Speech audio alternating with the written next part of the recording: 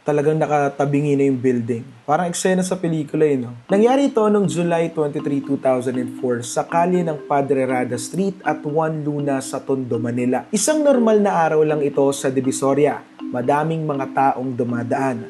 Bandang alas 11 ng umaga nang biglang mapansin ng mga residente at mga manininda na parang tumabingi na yung gusali. Nagdulot ito ng takot at komosyon sa mga taong nandun sa area. Kaya agad pumunta ang mga otoridad upang paalisin yung mga tao sa building at mga kalapit na gusali para makaiwas sa aksidente. Ito yung SAI Building o SAI, isang 8 palapag na residential at commercial building. Ang nakakagulat dito, 5 years old pa lamang ang gusali nang mangyari ang insidente.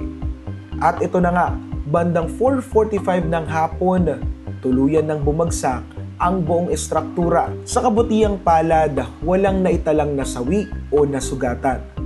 Ang kwentong ito ay nagpapakita ng kahalagahan ng pagsunod sa tamang proseso ng pagpapatayo ng mga malalaking gusali upang hindi na maulit ang mga insidenteng kagaya nito.